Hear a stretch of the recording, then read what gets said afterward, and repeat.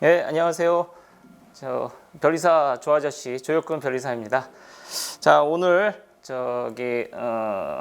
상표 브랜드 네이밍에서부터 시작해가지고 상표 등록, 그 다음에 상표 등록을 받는 브랜드 네이밍까지 이렇게 얘기를 드려야 할 것 같아요. 자, 그래서 이제 일단은 이제 오늘의 첫 번째 주제인데 브랜드 네이밍 노하우입니다. 이제 뭐 노하우라기보다는 이제 네이밍에 대한 어떤 핵심적인 내용들 뭐 이런 것도 얘기 드리고자 합니다.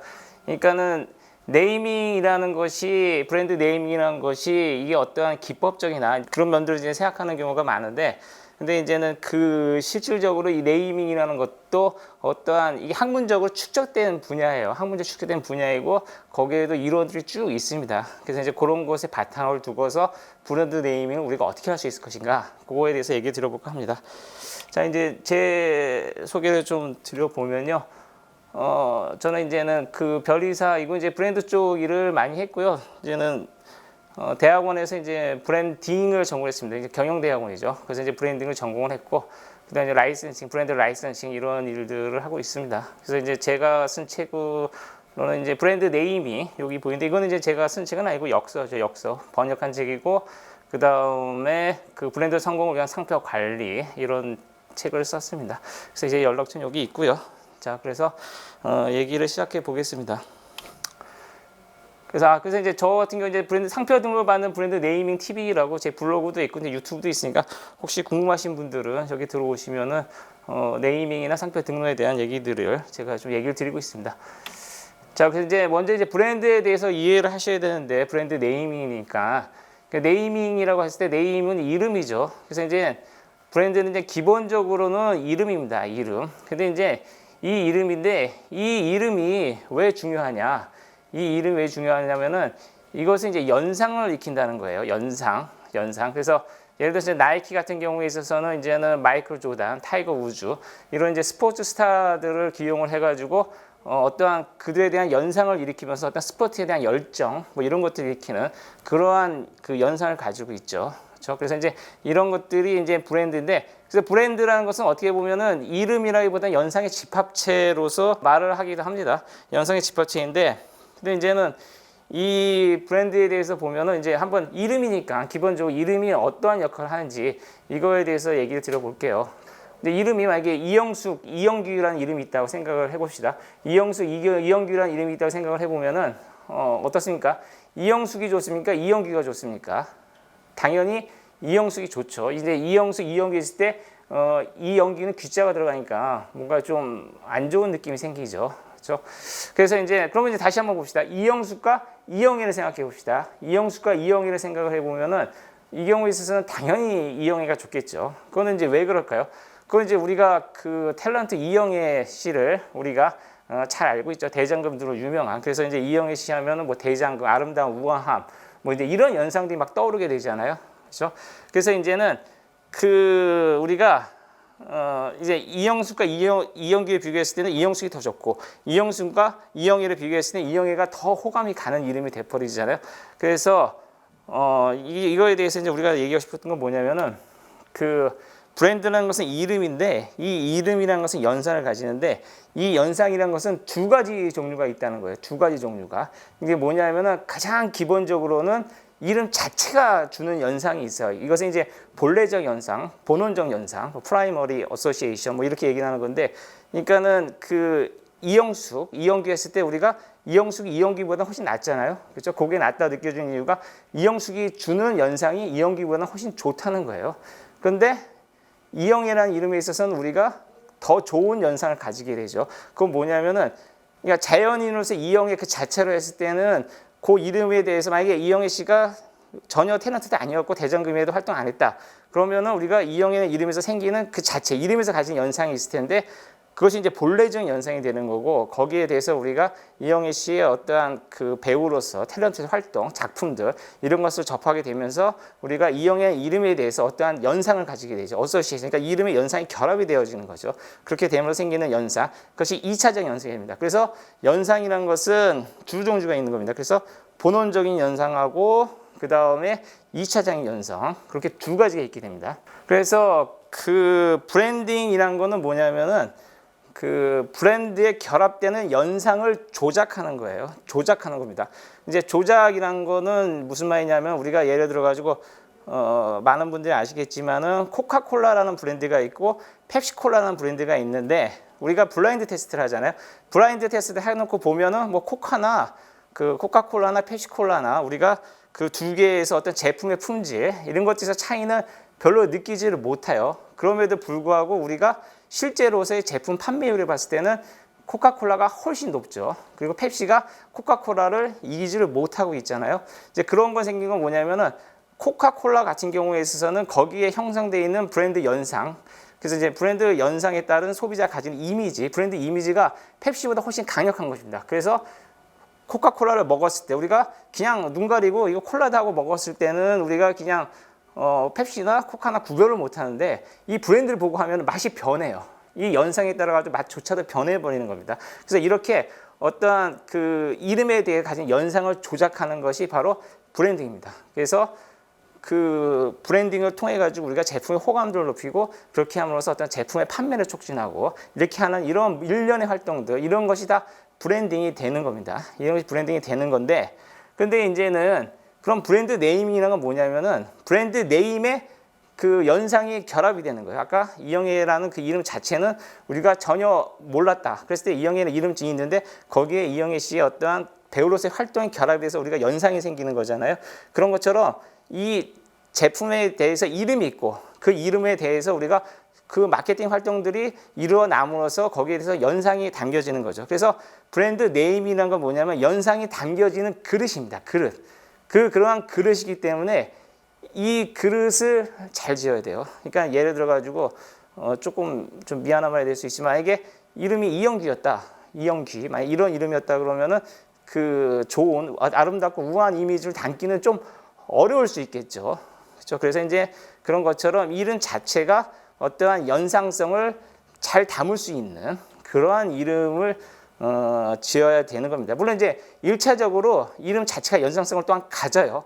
그러니까 중요한 건 뭐냐면은 이름 자체가 연상성을 가진다는 거. 그것이 첫 번째로 제일 중요한 거고 본래적인 연상을 가진다는 거죠. 그것이 제일 중요하고 그 다음에 두 번째 문제는 뭐냐면은 그 본래적인 연상에 대해서 2차적인 연상이 우리의 어떤 뭐 판매를 한다든지 뭐 가격이라든지 뭐 소비자의 어떤 경험이라든지 이런 일련의 모든 마케팅 활동이 결합이 돼가지고 거기에서 2차적인 연상이 그 탄생을 하게 되는 겁니다. 그래서 이제 2차적인 연상이 탄생하기 때문에 그 두 가지가 다 조화를 맞아 일으키는 것이 맞는데 가장 현실적인 문제는 뭐냐면은 그 우리가 대기업 같은 경우에 있어서는 마케팅 활동을 통해 가지고 그 브랜드 네임 자체, 이름 자체에다가 2차적인 연상을 담을 수가 있어요. 그러니까 예를 들어서 아디다스나 나이키나 뭐 이런 수많은 그런 유명 브랜드 같은 경우에 있어서는 어마어마한 광고비를 들이고 그 다음에 체험 매장도 만들고 이런 일련의 활동들을 통해 가지고 그 연상을 담죠. 이름의 연상을 담습니다. 그런데 실질적인 이제 소기업이나 뭐 자영업자나 중소기업 이런 데들은 이러한 마케팅 활동을 통해서 브랜드에다가 그 연상을 담기가 너무 어마어마한 돈이 들어갔기 때문에 힘들어요. 그러면은 현실적인 방법은 뭐냐? 브랜드 자체, 이름 자체.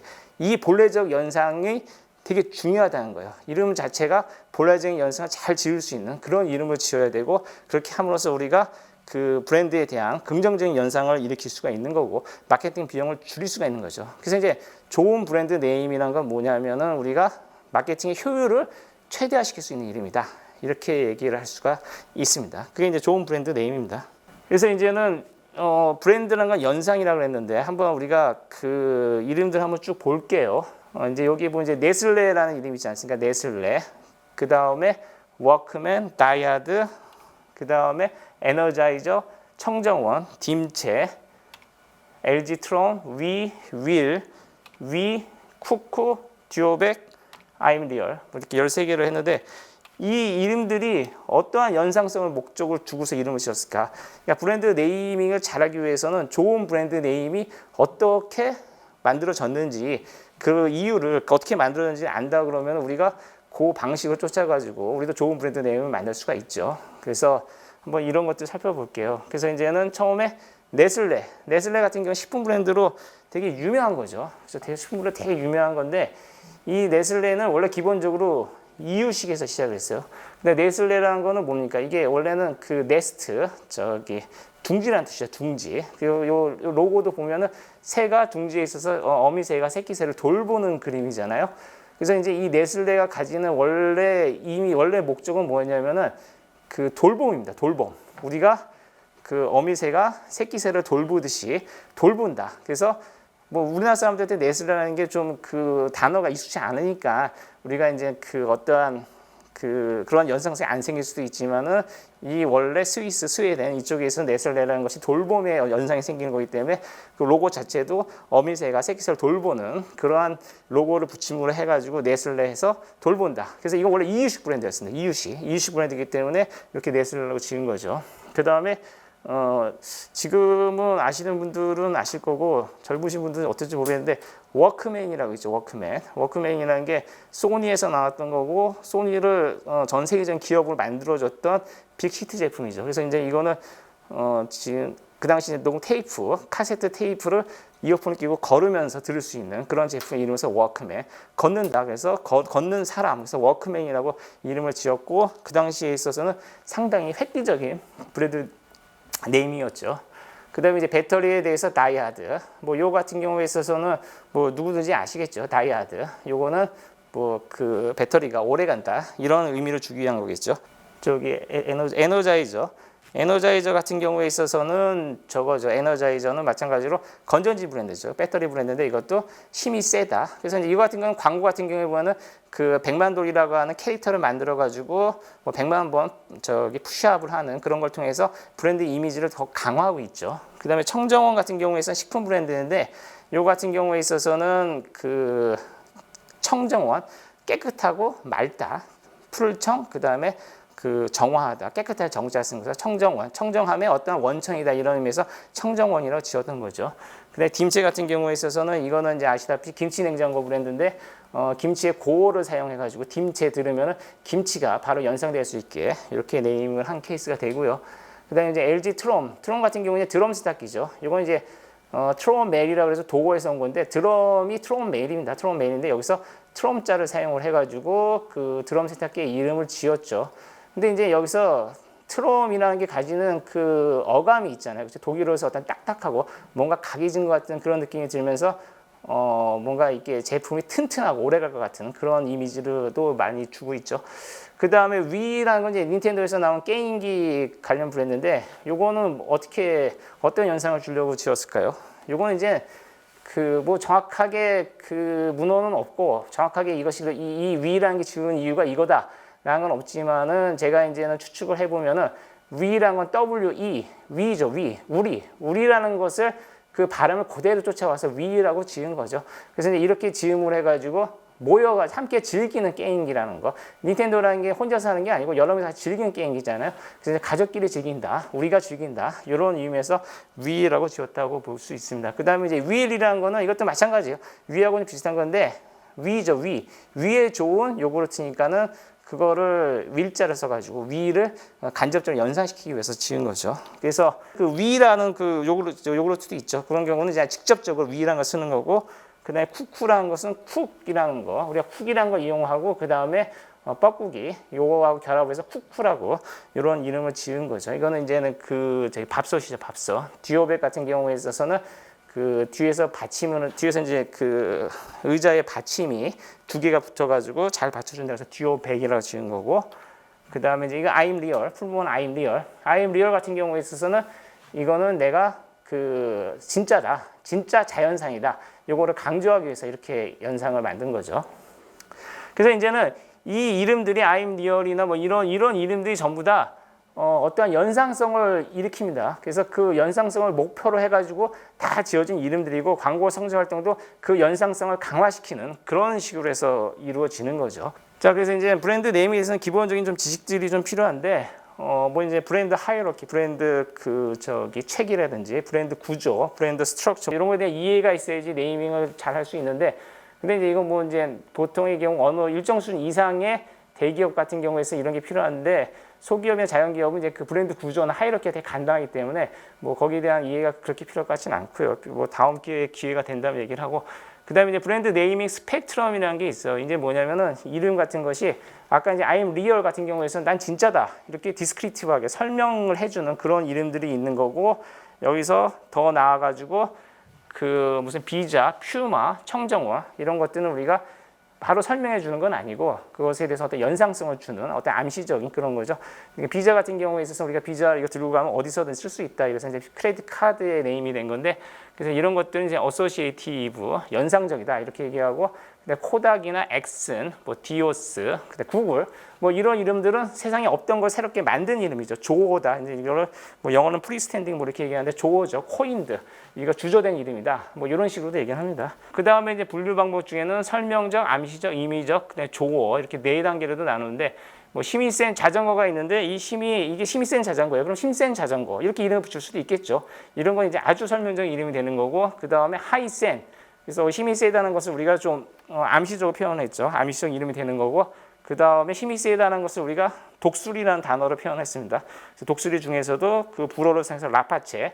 그러면 이제 이것은 임의죠. 그러니까 무슨 말이냐면 애플이나 아마존 같은 거는 자연어인데 이것을 그 제품하고는 전혀 관계가 없는 거죠. 그러니까 예를 들어서 과자에 대해서 기린이 있는데 기린하고 과자는 전혀 아무런 관계가 없어요. 그냥 임의적으로 자연에서 하나 뽑아서 쓴 거죠. 이런 이름은 이제 arbitrary 또는 임의적 이름이라고 하는데, 그래서 라파체라고 해서 임의적으로 지어볼 수도 있고요. 근데 조어적으로 했을 때 파워 바이크로 해가지고 이것을 파워하고 바이크를 합성을 해서 파이크 이렇게 하면 조어죠. 세상에 없던 단어 새로 만든 거죠. 그래서 이제 파이크 이렇게 지어볼 수도 있어요. 그래서 이제 우리가 여기서 이제 알아야 될 건 뭐냐면은 이름이 설명적인 것부터 시작을 해가지고 프리스탠딩 또는 코인드 조어적 이름을 갈수록 우리가 연상을 담기가 쉬워져. 2차적 연상을. 그러니까 뭐 코닥 같은 경우에 있어서는 이름 자체가 가지고 있는 연상이, 물론 이제 이름이 좀 강한 발음이다. 이제 이런 이미지는 있지만은 그거를 제외하고는 어떠한 연상도 없어요. 그러니까는 우리가 아무런 이유도 없는 조어에 대해서는 우리가 거기다가 연상을 담기가 더 쉬워집니다. 근데 이제 힘이 센 자전거, 막 이렇게 이름을 지었다 그러면은 거기다가 다른 이미지를 연상을 집어넣기는 좀 힘들어지죠. 그래서 어떤 연상성에 따라 가지고 우리가 어떠한 연상을 줄 것이냐. 그러니까 예를 들어 가지고 이름을 지을 때 1차적 연상에만 머물 것이냐, 아니면은 그걸 더 넘어서 그때그때마다 가변적으로 새로운 연상을 집어넣어야 되느냐. 그럴수록 우리가 저쪽 프리스탠딩 조어적인 이름 쪽으로 좀 더 가까워지는 그런 이름을 지어야 됩니다. 근데 이제 많은 경우에 있어서는 소기업이나 자영업 같은 경우에서는 좀 더 디스크립티브하고 아니면은 좀 더 프리스탠딩 이름을 짓기는 좀 부담이 있어요. 소비자들이 그 이름을 이해하기 힘들 수가 있기 때문에 브랜드 네이밍의 어떠한 구체적인 방법론에 대해서 한번 얘기를 드려볼게요. 단어라는 것은 연상을 가진다. 이 점을 먼저 명심을 하셔야 돼요. 그러니까는 단어가 연상을 가지기 때문에 우리가 어떠한 연상을 일으키는 단어를 수집해서 그 단어로서 표현하는 것이다. 이렇게 생각을 하셔야 됩니까? 그러니까 예를 들어 가지고 우리가 테이블이라는 단어가 있다 그러면 테이블이 우리가 사람이 느꼈을 때 느끼는 연상은 어떤 게 있을까요? 뭐 예를 들어 테이블 했을 때 우리가 밥 먹는 테이블, 식탁을 생각할 수도 있는 거고, 그 다음에 우리가 회의라는 테이블을 생각할 수 있지 않습니까? 그래서 이제 밥 먹는 테이블로 우리가 생각이 연상이 있기 때문에 우리가 어떠한 그 하노이 테이블 이렇게 이름을 짓는다 그러면은 하노이라는 것은 이제 베트남의 도시명이죠. 그래서 하노이 테이블 하면 여기서부터 우리는 베트남 음식점이라는 연상성을 느낄 수가 있는 겁니다. 그 다음에 이제는 우리가 소셜 테이블이다 이렇게 지었다 그러면 마찬가지로 회의라는 이름이 되기 때문에 모임 공간을 제공하는 그런 서비스와 관련돼서 우리가 소셜 테이블 이런 이름을 지어볼 수 있는 거죠. 그래서 이제 그런 연상성에 따른 단어들을 가지고 이걸 가지고 브랜드 네임을 만든다. 이게 이제 브랜드 네임의 원리가 되겠습니다. 그래서 이제 브랜드 네이밍을 하는 그 단계들은 어떻게 되냐면은 처음에는 우리가 연상을 정해야 돼요. 바람직한 연상. 우리가 이 이름에서 어떠한 연상이 들었으면 좋겠느냐. 소비자들이 이 이름을 듣거나 보거나 하여튼 접하였을 때 우리가 이 이름에서 어떠한 연상이 들었으면 좋겠느냐. 이거를 우리가 첫 번째는 정의를 해야 돼요. 그리고 이것이 제일 중요합니다. 그 다음에 여기서 만약에 바람직한 연상성이 만약에 어긋나 버리면 그 뒤에 있는 모든 작업이 다 어긋나요. 그래서 이제 바람직한 연상을 잘 정의를 하고 그 연상을 일으킬 수 있는 단어들을 모아야 돼요. 그래서 그 단어들을 모으고 그 단어들을 가지고 우리가 브랜드 네이밍 이름을 만들어 보게 되는 거고, 만들어진 이름들 중에서 우리가 이제 좋은 이름을 선택을 해서 사용하게 되는 거죠.